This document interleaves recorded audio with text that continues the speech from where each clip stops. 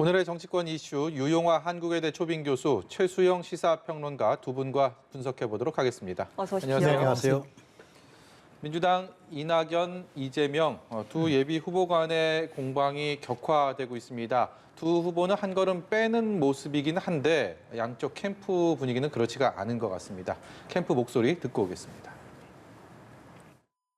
저희 당의 대통령 후보가 되고자 할 분들은 이런 그 지역주의에 기초한 대선 전략이라든지 또 선거 캠페인이라든지 이런 것 자체를 드러내서는 안 되죠.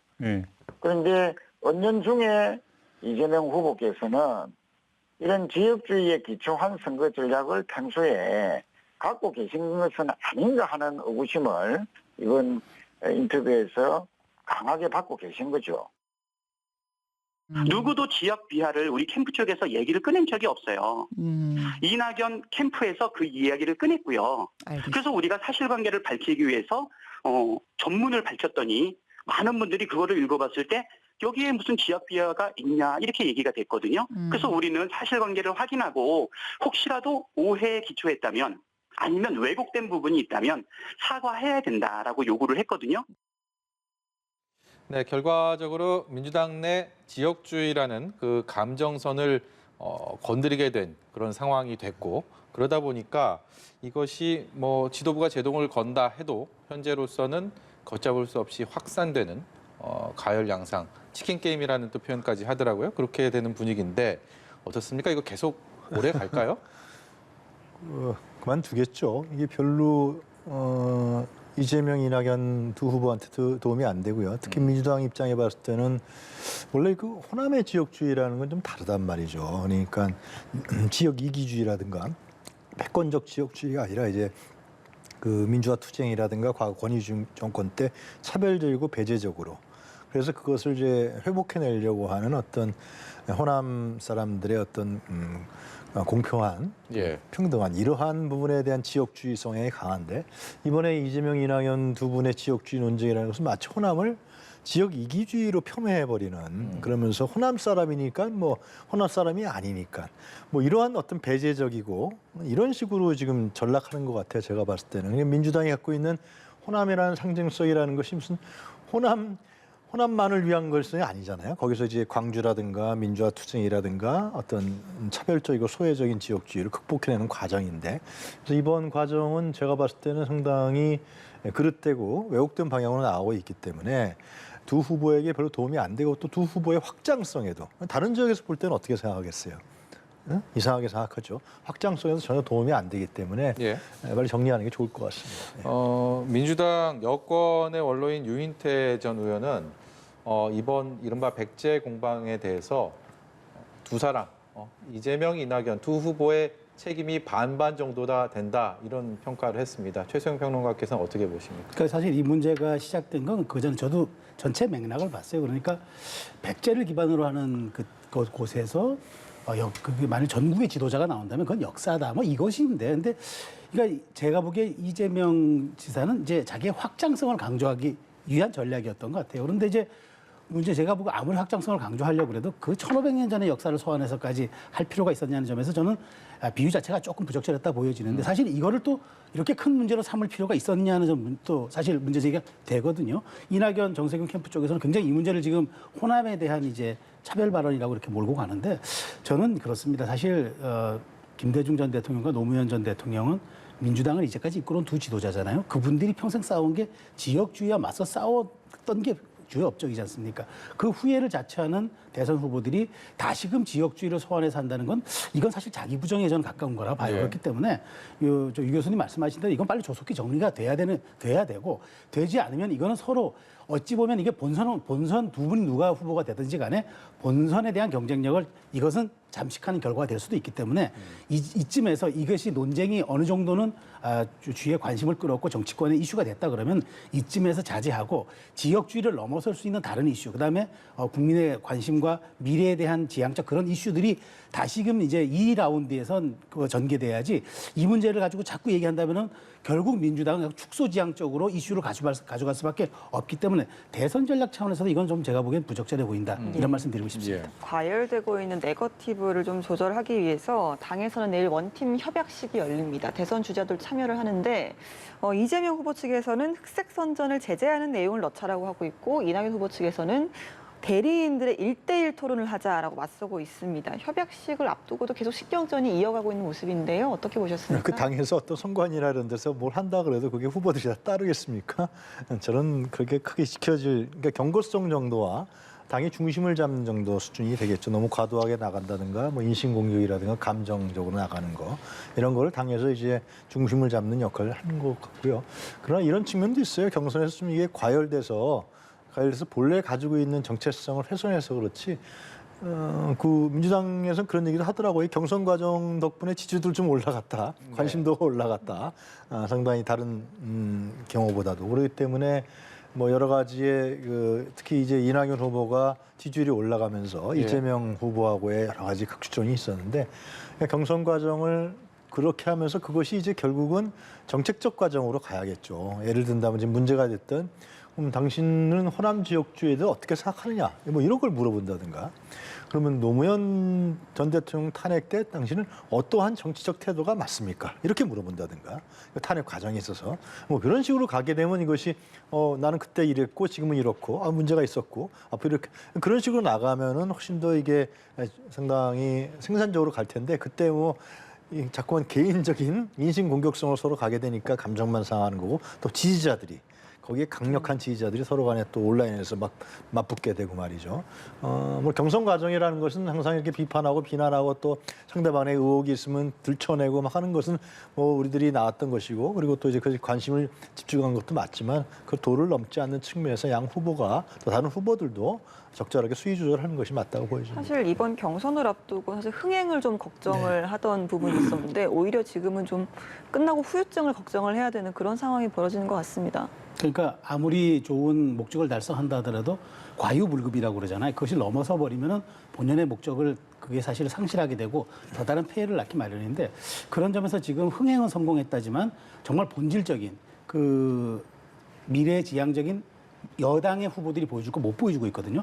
그 미국의 로널드 레이건 대통령의 그 스피치라이터를 했던 패기 누넌이라는 분이 있는데 이분이 그런 말을 했습니다.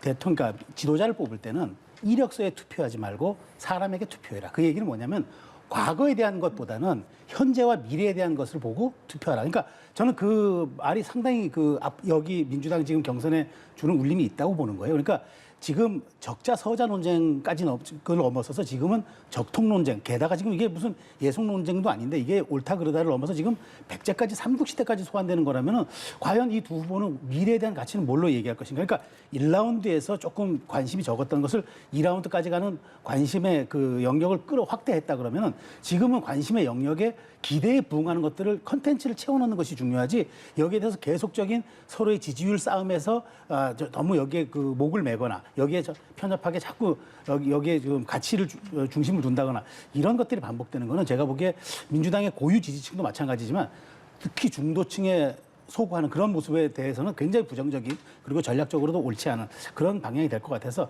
여기에 지금 원팀 협약식을 기점으로 그러니까 저는 제가 보기에 각 캠프에서 자신이 없으면 여기 오지 말아야 돼요. 와가지고 사인해놓고 다시 또 네거티브 캠페인 한다 그러면 전 제가 보기에 2라운드 경선도 과도한 흥행은 될 수 있을지 몰라도 제가 보기에 정말 포인트를 점수를 차곡차곡 따는 경선은 아닐 것 같다는 생각이 듭니다. 민주당 입장에서는 내일 원팀 협약식도 그렇고요. 또 내일 20일 만에 TV 토론회가 시작이 됩니다. 저희 연합뉴스 TV랑 MBN이 공동 주최하는 토론회인데 이것이 어떤 국면 전환의 계기가 될 것인지 이 부분도 굉장히 관심이 가는데 우선적으로 대결 구도가 앞서 예비 경선 토론회 같은 경우는 이재명 후보를 둘러싼 1대4 구도였고 이번에는 과연 어떤 식으로 그 구도가 형성될지 그리고 이번 토론의 핵심 쟁점들은 무엇이 있을지 좀 미리 보는 토론회라고 할까요? 두 분의 말씀 차례로 들어보도록 하겠습니다. 내일 하면 정책 갖고 한다고 제가 얘기를 들은 것 같은데 경제 정책 갖고 하지 않겠습니까? 예. 결국 그러면 이제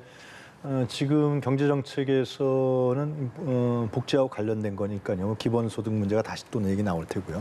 또 이낙연 후보가 제시하는 신복지정책. 또 다른 후보들의 경제정책이 뭔지 좀 뚜렷하지가 않아요. 예. 내일 그런 얘기를 좀 했으면 좋겠다 생각이 들고요. 지금 그러니까 예비 경선 이후에 지금 뭐 메시지 논쟁에서 봤을 때는 뭐 이재명 또 추미애 그리고 김두관 후보가 좀 비슷한 성향의 메시지를 내는 것 같고요. 반면에 이제 이낙연 그리고 정세균 후보가 좀 비슷한 성향의 메시지를 내는 것 같아요. 이런 부분들은 좀 제가 봤을 때는 그 상호 이 후보들의 지지세가 좀 지지를 향하는 그 방향이 좀 다른 것 같아요. 그러니까 이재명, 추미애, 김두관, 이재명, 추미애 후보 같은 경우는 특히 이제 그 당내라든가 민주당 지지자층에서 좀 개혁 지향적인 세력이라고 그럴까요? 뭐 좀 이름을 붙이면은 좀 리버럴 레디컬 개혁 세력 이런 층에게 많은 그 지지 방향을 보내는 것 같고요. 반면에 이제 이낙연, 정세균 후보 같은 경우는 좀 민주당 내에 또 지지자층들에서 안정적인 개혁 세력에게 좀 기반을 두는 것 같아요. 현재까지의 스텝을 봐서 또 양 후보들 간의 어떤 그 분위기나 이미지도 그렇고요. 이런 부분들이 결국은 이제 더 분명하고 차별적으로 전 드러나는 과정들이 뭐 후보 토론 과정이라든가 TV 토론회라든가 드러나지 않을까 싶습니다. 예. 그때 이제 과연 민주당의 권리당원이나 선거인단들이 어떤 후보가 더 경쟁력이 있고 대선에서 승리할 수 있을 건가 그런 판단들이 가면 갈수록 저는 TV 경선 이런 데서 후보 토론에서 그런 차별성들이 드러나게 되지 않을까 그런 생각이 듭니다. 예. 최수영 평론가께서는 어떻게 예상하십니까? 뭐 저는 뭐 기본적인 말씀해 주셨는데, 그러니까 2차 토론은 아무래도 이제 아젠다 이슈 방향으로 갈 것 같아요. 그러니까 뭐 기본소득 포스트 코로나 이후에 우리의 복지는 어떻게 가야 되느냐, 그다음에 그럼 문재인 대통령의 외교 통일 문제, 특히 남북 관계를 어떻게 개선할 것인가 이런 문제들이 나올 겁니다. 그래서 저는 이렇게 아마 이슈별로 진행될 것 같은데 제가 보기에 문제는 아마 중간에 돌출 발언들이 분명히 나올 거예요. 네. 자, 그렇다면은 이재명 후보에게는 뭐가 필요하냐? 얼만큼 위기관리 능력을 보여주느냐가 관건이 될 것이고, 그다음에 이낙연 후보에게는 지금까지 굉장히 그 언어를 유인태전 의원이 표현했듯이 어떻게 저렇게 말씀을 매끄럽게 잘하냐까지 표현했는데 점수를 포인트를 따왔던 건 사실이에요. 그런데 2차 토론에서도 그런 품격을 유지하면서 본인의 날카로웠던 이슈를 또 정말 각도 있게 또 다시 공격할 것인가, 이걸 또 보여주는 게 품격과 날카로움을 동시에 보여주는 걸 이낙연 후보가 과연 할 수 있을 것이냐, 이것도 관건이 될 것 같고, 그다음에 나머지 후보들은 이런 논쟁들에 대해서 자기만의 퍼스널리티를 어떻게, 브랜드를 어떻게 또 보여줄 것인가, 이게 관건이 될 것 같아요. 그러니까 토론이 이제 결국 많아질 수밖에 없을 텐데, 그런데 물론 내일 토론에 저는 기대가 되는 거는, 그러면 1차 토론이 끝나고 여러 가지 각 후보들에게 문제로 지적되었던 점들을 얼만큼 보완해내고 얼만큼 그것을 장점으로 승화해냈을까, 그 점을 아마 유권자들이 유심히 볼 것 같고, 그 점에서 저는 사실 2차 토론에, 2차 경선에 초반에 승패가 좀 갈릴 것이다 라고 네. 저는 예측합니다. 내일 TV 토론은요, 다시 한번 말씀을 드리면 저희 연합뉴스 TV에서 오후 3시 30분에 시작이 됩니다. 많은 시청 부탁드리도록 하겠습니다. 예.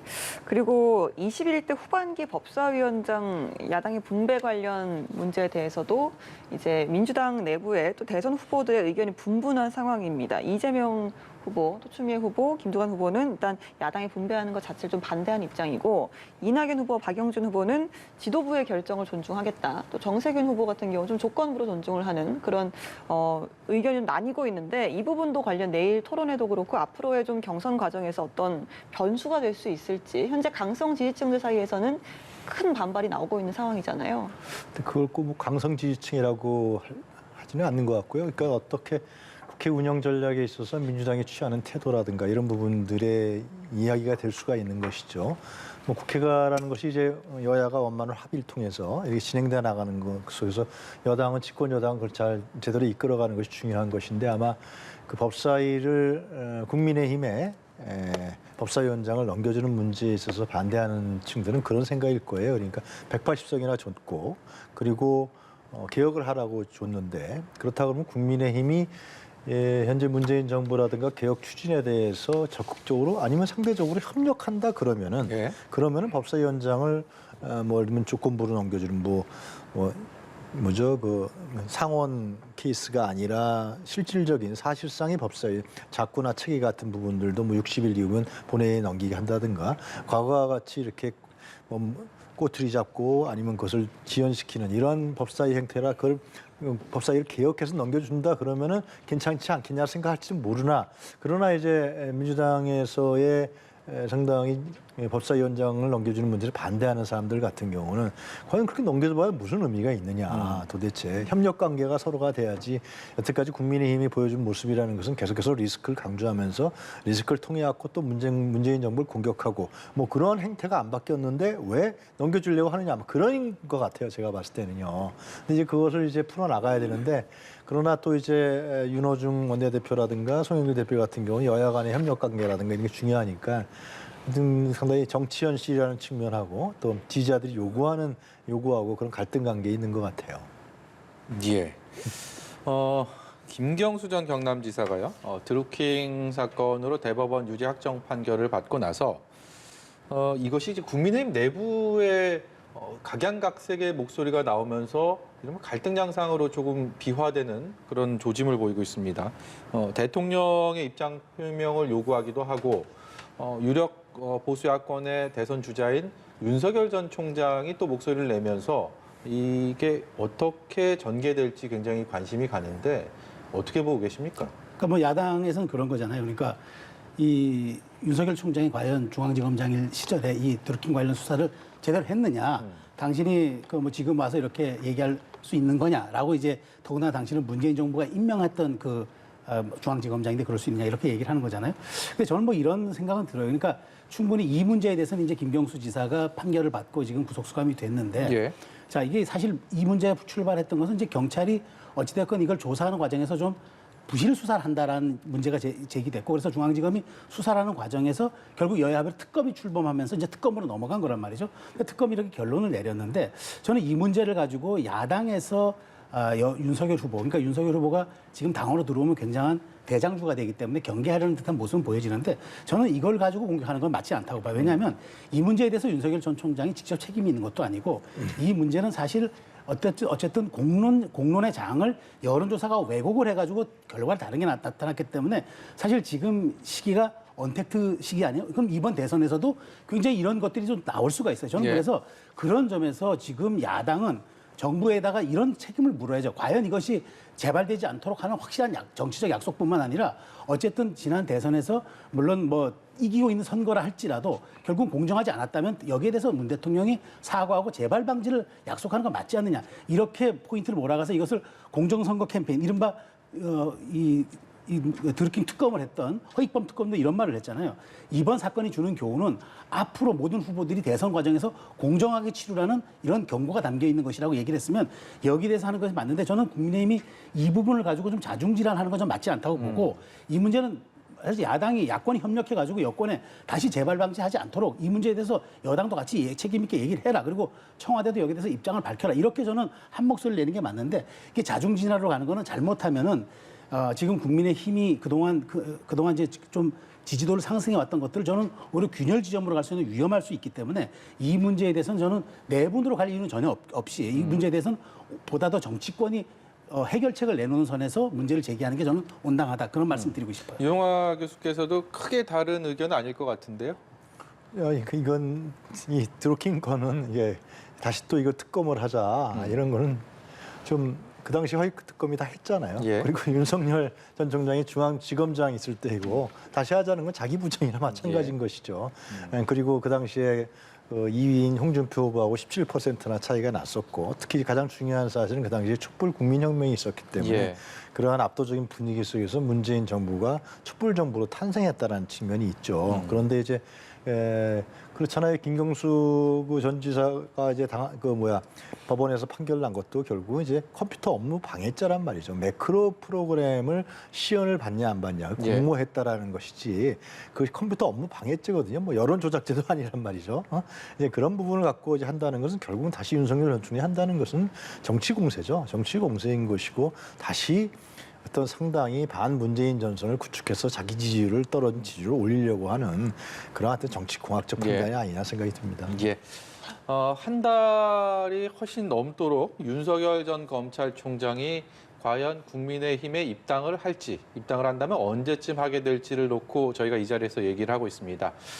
윤석열 전 총장은 늦지 않게 결정을 하겠다, 결정의 시간이 다가오고 있다라는 표현을 했는데 윤 전 총장과 가까운 국민의힘 권성동 의원은 어떻게 보고 있는지 목소리 듣고 오겠습니다. 그분들이 윤석열 총장과 깊은 대화를 통해서 윤석열 총장의 입당이 확실시 된다. 그리고 빠른 시간 내에 이루어질 것 같다라는 확신이 들어서 그럼 미리 가서 좀 당내 교두보를 마련해 주는 것이 어떻겠느냐 하는 차원에서 저는 간 것을 알고 있고 뭐 예. 아무리 늦어도 그 경석버스가 출발하기 전에는 예. 입당을 해야 되지 않겠냐 싶은데 예. 저는 뭐 그 이전에도 충분히 가능성이 있다 이렇게 보고 있습니다. 네, 입당 시점을 뭐 8월 10일이다라고 좀 구체적인 시한까지도 좀 언급이 되고 있는 가운데 윤석열 전 총장 측은 말을 아끼고 있습니다. 듣고 오신 것처럼 권성동 의원 측은 뭐 경선 버스 출발 전에도 가능하다라고 해서 좀 조기 입당 가능성도 좀 제시하기도 했는데요. 어떻게 들으셨습니까? 그러니까 저는 권성동 의원이 측근이라고 알려지고 친구라고 그랬습니까? 제가 보기엔 지금 조금 그 보수층들이 좀 우려하고 있고 또 혹시나 하는 생각에 대한 어떤 그런 것을 방지하기 위해서 저렇게 좀 확신성 있는 발언을 한 것 같은데 제가 보기에 윤석열 총장이 이제 8월 10일이라고 아마 못 받거나 아마 그 시기로 생각하지 않은 것 같아요. 만일 저는 윤석열 총장의 지지율이 30%를 유지한다 그러면 제가 보기에 8월 입당 안 할 가능성이 매우 높다고 생각합니다. 네. 그렇기 때문에 지금 결국 이제 윤 총장이 8월에 입당에 대한 선결 조건은 저는 그런 겁니다. 윤 총장이 굉장히 30%의 지지도를 가지고 대선 출마 선언하면서 대중의 주목을 끌었는데 그러니까 로켓으로 치면은 1차 로켓이 발사되고 2차 추진 로켓이 나가 있는데 그 추진 로켓에서 지금 약간 변수가 생긴 거예요. 그렇기 때문에 저는 2차 동력을 뭘로 갈 것이냐. 그러다 보니까 지금 중도로 가고 또 오늘도 부산도 가지 않았습니까? 이렇게 지금 광폭 행보를 벌이고 있는데 저는 이 윤석열 총장이 이걸 아마 유심히 볼 것 같아요. 초반에 뭐 여론조사에 약간 그 차이는 있겠으나 장모하고 본인의 부인 문제가 불거졌을 때는 오히려 자기 그 어떤 지지율이 빠지지가 않았는데 자기가 혹은 말실수를 하거나 혹은 메시지를 내고 그다음에 진짜 본격적인 행동에 들어가면서 오히려 그것이 불안감을 주면서 지지율이 하락하기 시작했거든요. 그러면 국민과 대중은 뭘 보고 있냐면 윤석열 총장이 내는 앞으로의 가치와 그런 메시지를 보고 있는데 여기에 대한 걸 충족하지 못하면 저는 굉장히 지지율이 빠지는 속도가 빠를 거라고 봐요. 본인이 그래서 아마 이준석 대표와도 만나면서 이른바 자기에 대한 지지율을 좀 조정한 것도 같기도 하고 그런 생각이 드는데 지금 윤석열 총장의 이 문제는 제가 보기에 8월 10일이라고 자꾸 언론에 나가는 거는 지지층에 대한 동요를 막기 위한 차원이지 반드시 전 7월 8월 10일쯤이라고 생각하지는 않습니다. 다만 만일 8.15 특사에 박근혜 전 대통령의 사면이 포함이 된다 그러면은 아마 그거는 아마 정무적 변수가 될 거는 같아요. 그런데 지금 윤석열 총장이 8월 10일쯤 입당한다? 거기에 대해서는 아마 캠프 내부에서는 여러 가지 찬반 논란이 있는 걸로 알고 있기 때문에 이 문제에 대해서는 아직 변동성이 매우 높은 변수다. 저는 그렇게 보고 있습니다. 여론조사 기관마다 지표상에 좀 차이는 있지만 윤석열 전 총장의 하락세는 거의 비슷하게 형성이 그렇죠. 되고 있지 않습니까? 그러면 그렇죠. 이런 현상이 반등의 계기가 없는 상황이 이어진다면 그런 결단의 시기가 얘기한 것처럼 더 빨리 다가올 수도 있다. 이렇게 볼 수 있는 거죠. 그렇죠. 그러니까 그렇기 때문에 근데 윤석열 총장은 만일 그런 시기가 온다고 해도 떠밀리듯이 만약 힘에 붙여서 입당하는 듯한 모습은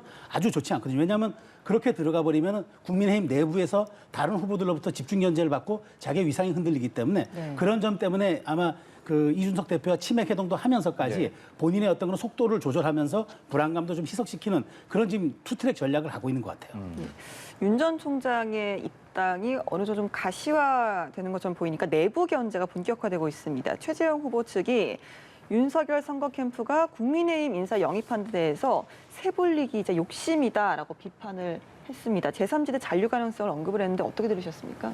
윤석열 전 총장이 지금 처음에 출마 선언한 지 지금까지 지지율이 거의 평균 한 10% 정도 빠진 거로 9% 10% 빠진 거로 집계 되더라고요. 근데 이제 거기에 원인은 뭐 여러 가지가 있겠지만은 뭐 장모 처가, 부인 문제, 그리고 자기 본인에 대한 문제 이런 부분들이 결합되면서 지지율이 상당히 떨어진 거 아니겠습니까? 그러면서 결국은 이제 윤석열 전 총장이 아마 그랬던 계획이었을 거예요. 외부에서 중도 확장을 해서 그 힘을 갖고서 그 다음에 후보 단일을 하자. 뭐 그런 전략 아니었겠어요. 근데 자기 자신의 지지율이 떨어져 내려가니까. 그래서 특히 이제 자기 자신이 중도 확장의 어떤 이미지라든가 성향이 별로 보이지 않고 있는 게 사실인 거란 말이죠. 그동안에 검찰총장으로서 했던 어떤 행동이라든가 성격이라든가 성향 이런 부분들이 어떻게 보면 권력지향적인 그리고 상당히 또 나와서 출마 선언이라든가 했던 메시지나 발언들은 반문적이고 강성, 그러니까 국민의힘의 강성 지지자층을 겨냥한 발언이었단 말이죠. 그러니까 그런 성향에서 중도 성향이 확장될 수가 없어요. 또 그걸 옷을 입혀줘도 잘 안 맞는 것 같아요. 윤석열 전 총장에게는 상당히 그러한 살아왔던 과정이 상당히 권력지향적이었기 때문에 그렇기 때문에 제가 봤을 땐 중도 성향의 표가 늘어나지 않고 오히려 떨어지니까 윤석열 전 총장 입장에 봤을 때도 이 땅을 고민하지 않을 수가 없는 것이고 두 번째는 최재형 전 원장이 얘기한 것처럼 국민의힘 입장에 봤을 때는 윤석열 전 총장이 애매모호한 스탠스가 돼버리는 거예요, 이게요. 그러니까 자꾸만 밖에서 지지율은 떨어지면서 중도는 확장이 안 되면서 이게 가림막 같은 게 되니까 국민의힘 안에 있는 사람들은 이게 자한 말씀대로 성장이 안 되는 거죠. 그러니까 국민의힘의 이준석 대표라든가 국민의힘 지도부 입장에 봤을 때는 어떻게 하든지 윤석열 전 총장 문제를 정리해야 되는 거죠. 이런 상태를 놔두면은 윤 총장의 지지율이 떨어지면서 국민의힘도 같이 리스크가 걸려버리는. 그러면서 또 국민의힘 내부에 어떤 그동안에 정치를 했던 여러 주자들이나 이런 사람들도 올라가지 못하는 이러한 어떤 딜레마에 빠지기 때문에 상당히 이 문제를 어떻게 이준석 대표라든가 이제 국민의힘의 지도자들이 중진들이 어떻게 정리할지 제가 봤을 땐 귀추가 주목된다 할 수 있겠습니다. 네, 윤 전 총장의 지지 기반이 이제 국민의힘 지지자들이 좀 대부분이잖아요. 네. 그 부분에 대해서 윤 전 총장 입당이 늦어지면 뭐 최 전 원장을 비롯한 어떤 당 내부에 있는 대선 후보들이 오히려 지지율이 올라가는 이런 상황을 기대할 수도 있는 겁니까? 그러니까 지금 윤 전 총장의 지지율이 빠지면 과연 그 빠지는 지지율을 누가 가져갈 것이냐. 그러니까 결국은 이게 제로섬 게임이기 때문에 이 대선 주자의 지지율이라는 게 자기가 잘한다고 올라가는 게 아니라 누군가 가졌던 지지율이 조정이 되고 빠져야 그걸 가져가는 건데 지금은 일정 부분 빠진 지지율이 최재형 원장에게 전 원장에게 조금 흡수되는 것 같아요. 왜냐하면 최재형 원장의 지지율이 지금 마의 5%를 돌파해서 10% 육박하고 있다는 그런 여론조사들이 추세가 보여지고 있는데 근데 정말 최재형 원장이 자기가 말한 대로 나는 윤석열의 대체제가 아니라 나로서 평가받고 싶다라고 하려면은 제가 보기에 이 10%대 돌파는 자신의 윤석열의 반사체가 아니라 자신의 힘으로 더 넘어서야 하는 것들이 필요한데 이 부분이 이제 최재형 원장의 어떤 브랜드, 어떤 자기 정치를 보일 것이냐 관건이 될 것 같고 나머지 유승민, 그다음에 홍준표 이런 분들은 본인들이 어떻게 지금 이 여기에 대해서 정말 다 윤석열 총장의 지지율을 내 합으로 갖고 올 것인가에 대한 문제가 지금은 쉽지가 않은 것 같아요. 왜냐하면 윤 총장의 기대치가 너무 높은 것 같아요. 아직까지는 정권교체 지수가 50%가 넘는 것을 윤 전 총장이 가장 많이 가져가는 것 같은데 이 부분에 대한 조정을 내 것으로 가져오는 그런 전략들 어떻게 자강론 안에서 세울 것인지 이 부분이 굉장히 좀 중요할 것이다라는 말씀 드리고 싶습니다. 네, 여기까지 듣도록 하겠습니다. 오늘 말씀 고맙습니다.